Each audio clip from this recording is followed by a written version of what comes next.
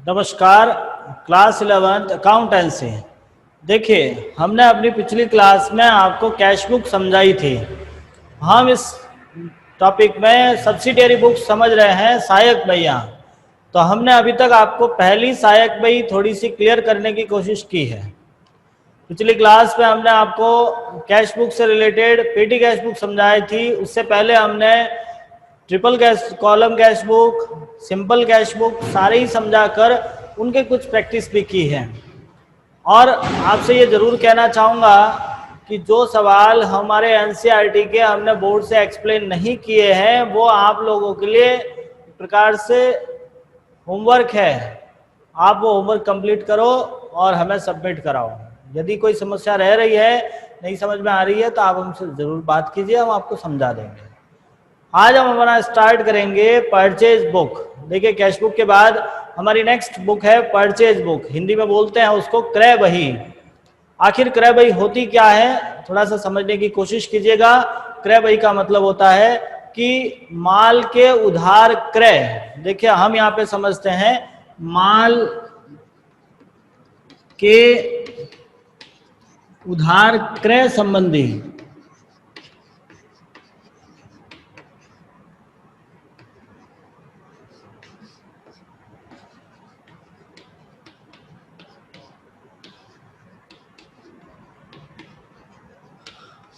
Point वही आता है, माल का उधार क्रय। देखिए, इसमें दो पॉइंट आपको बहुत अच्छे ढंग से समझना है। पहला आता है माल और दूसरा है उधार क्रय। माल का मतलब है जो वस्तु आपने बेचने के लिए खरीदी है, और यदि वो उधार खरीदी है तब आपके इस बुक में लिखा जाएगा, अदरवाइज नहीं लिखा जाता। अदरवाइज हम नहीं लिखते हैं। तो पहला पॉइंट, आपको परचेज बुक में केवल उन्हीं व्यवहारों का लेखा करना है जो आपने माल को उधार खरीदा है। जब आप माल को उधार खरीदते हो तब आप परचेज बुक पर लिखते हो, बाकी इसमें कोई ट्रांजैक्शन नहीं लिखा जाता। जैसे इससे पहले वाली बुक के अंदर हमने समझा था, कैश बुक में ओनली कैश रिलेटेड ट्रांजैक्शन हम लिखते थे। ठीक इसी प्रकार से परचेज बुक में ओनली गुड्स क्रेडिट परचेज हुआ है तो लिखेंगे। अब आपको इसमें काम कैसे करना है, तो इसका एक छोटा सा फॉर्मेट है जो आप समझने की कोशिश करोगे। आप फॉर्मेट के अंदर सबसे पहला कॉलम होता है डेट, फिर particular, LF, invoice number, amount. देखिए, इसमें एक नया पॉइंट आपको नजर आया, IN, invoice number. Invoice number. अब प्रश्न दिमाग में चल रहा है, सर इनवॉइस नंबर क्या होता है? तो इनवॉइस को हिंदी में बोलते हैं बीजक संख्या। बीजक संख्या। अब बीजक होता क्या है? बीजक का मतलब ये होता है कि जब हम उधार माल खरीदते हैं या बेचते हैं, दोनों स्थितियों में बीजक बनता है। जब आप उधार माल खरीदोगे या बेचोगे तो खरीदे गए या बेचे गए माल का विवरण, खरीदे गए या बेचे गए माल का विवरण जिस प्रपत्र में लिखा जाता है उसे बीजक कहते हैं। आपने जो माल बेचा है, आपने जो खरीदा है, जो खरीदोगे बेचोगे, उस समय आपको इनवॉइस बनाया जाता है। आप जनरल, आपकी नॉर्मल भाषा में उसको बिल कहते हो। आप मार्केट से कुछ सामान लेके आए हो, आपको व्यापारी बिल बना के देता है कि आपने कितना माल लिया है, कौन सा माल किस प्राइस से गया है, कितनी क्वांटिटी में आपने माल उठाया है। वो सारी चीजें जिस आप डॉक्यूमेंट में लिख के लेके आते हो, जिस जो प्रपत्र आपके पास में है, उसी को हम यहाँ पे वाउचर कहते हैं, बिल कहते हैं, इनवॉइस कहते हैं। तो एक बार पुनः हम इनवॉइस के बारे में जानने की कोशिश करेंगे। तो इनवॉइस का मीन्स हमारा ये होता है कि जब हम कोई माल उधार खरीदते हैं, देखिए ध्यान रखिएगा, उधार, क्योंकि कैश खरीदते तो आप वहां पे वाउचर बना लेते हो, कैश मेमो बना लेते हो। कैश में परचेज करोगे तब तो कैश मेमो या वाउचर बनते हैं, बट यदि उधार खरीदा है तभी आपको इनवॉइस बनाना होता है। इनवॉइस उधार की स्थिति में होता है जब हम माल खरीद रहे हैं, बेच रहे हैं। खरीदे गए या बेचे गए माल का विवरण जिस प्रपत्र में लिखा जाता है उसे बीजक कहते हैं, और उसी बीजक की संख्या आपको यहाँ डालनी है। सवाल में बिल्कुल ही क्लियर लिखी हुई होगी, वो लिख दीजिएगा। अमाउंट के दो कॉलम होंगे यहाँ पे। यहाँ डेबिट क्रेडिट नहीं होता, यहाँ आपको दो कॉलम बनाने हैं, डिटेल एंड टोटल। डिटेल वाले में डिटेल लिखनी है, टोटल वाले में टोटल लिखनी है। कैसे लिखनी है हम एक सवाल करने के माध्यम से इसको समझेंगे, तो आप मेरे साथ जरूर ध्यान दीजिएगा। हम एक सवाल ट्राई करते हैं। आपका सवाल कुछ इस प्रकार से है, आपको स्क्रीन पे नजर आएगा। इस सवाल थोड़ा सा देखने की कोशिश कीजिए। उम्मीद करता हूँ आपको ये सवाल स्क्रीन पे नजर आ रहा होगा। अब हम इस सवाल को ट्राई करते हैं, पहले समझ लेते हैं, पढ़ लेते हैं। पढ़ने के बाद हम इस सवाल को ट्राई करेंगे। एक एक ट्रांजेक्शन पढ़ते हैं, फिर उसको बनाऊंगा मैं।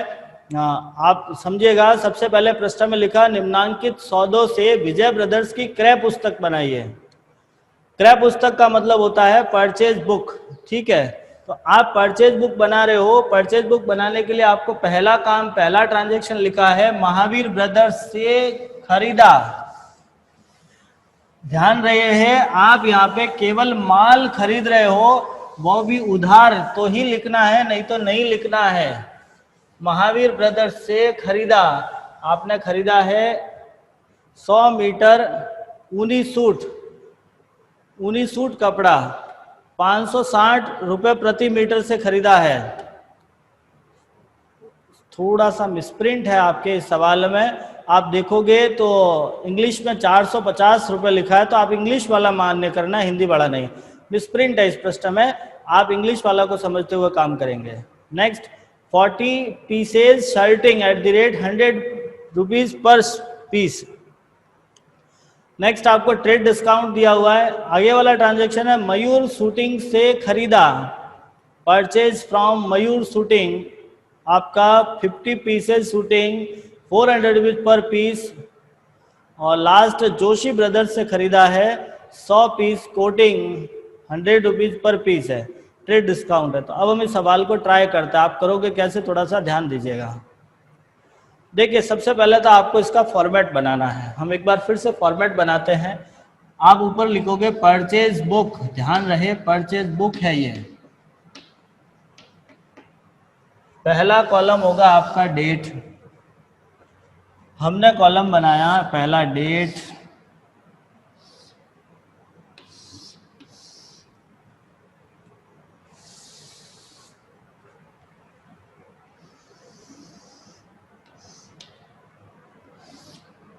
LF voucher number, invoice number, amount,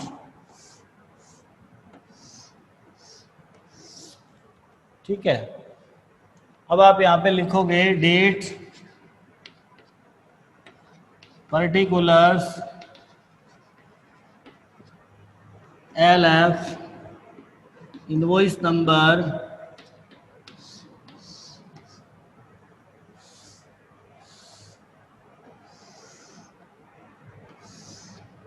ये आपका अमाउंट हो गया, यहाँ आएगी डिटेल, ये टोटल,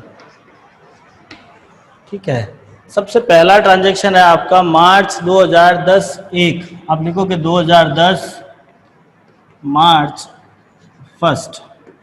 आपने माल खरीदा है महावीर ब्रदर्स से, तो आप सबसे पहले उसका नाम लिखोगे यहाँ पे, महावीर ब्रदर्स को लिखना, महावीर ब्रदर्स। अब उससे आपने क्या खरीदा है वो लिखेंगे। तो हमने लिखा 100 metre,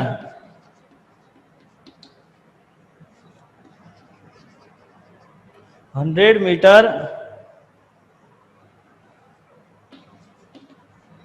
woollen cloth at the rate 450 rupees per metre.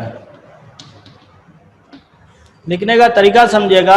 आपने 100 metre woollen cloth at the rate, इसका मतलब होता है at the rate, at the rate 450 रुपए, 450 rupees per metre.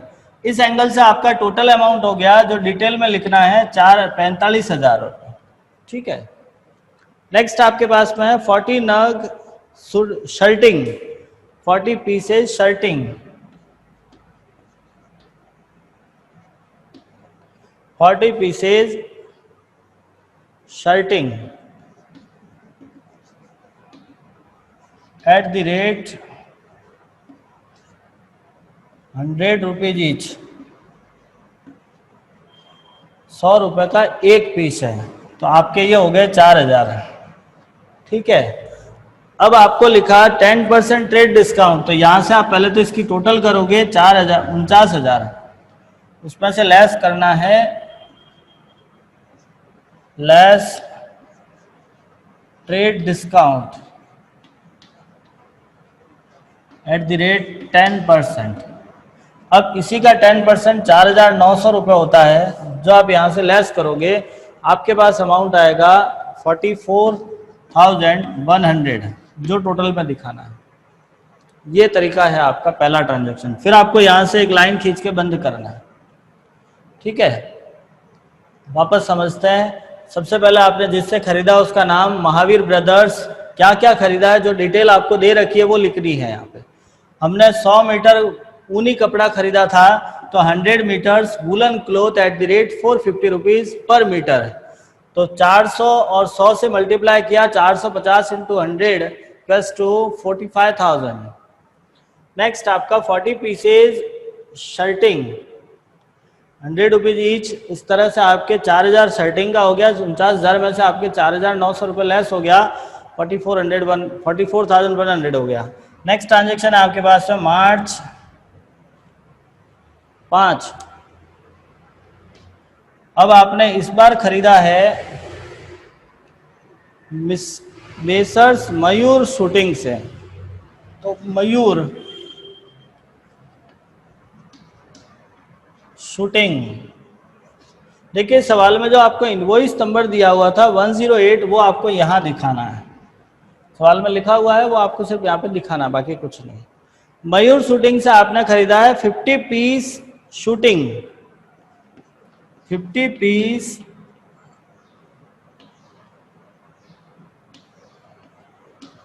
Shooting at the rate rupees 400 each, 400 each, तो ये हो गया 50 इंटू 400, 20,000। आपको यहाँ पे दिखाना है 20,000। ठीक है, अब आपको यहाँ से लेस करना है trade discount. Trade discount less होता है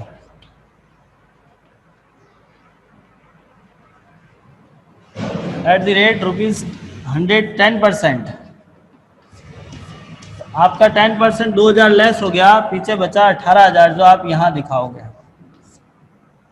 फिर आपको वापस यहाँ तक लाइन खींच के इसको बंद करना है। तो ये आपके दो ट्रांजैक्शन हो गए। एक बार इसका चाहो तो स्क्रीनशॉट ले लो, नेक्स्ट इससे आगे वाले एंट्री हम इसको साफ करके करेंगे, इसलिए।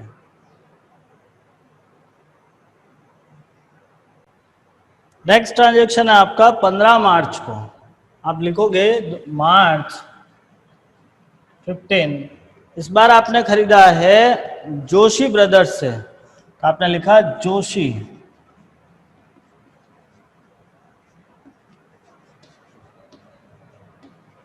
जोशी ब्रदर्स, और इस पर आपका इनवॉइस नंबर है 305।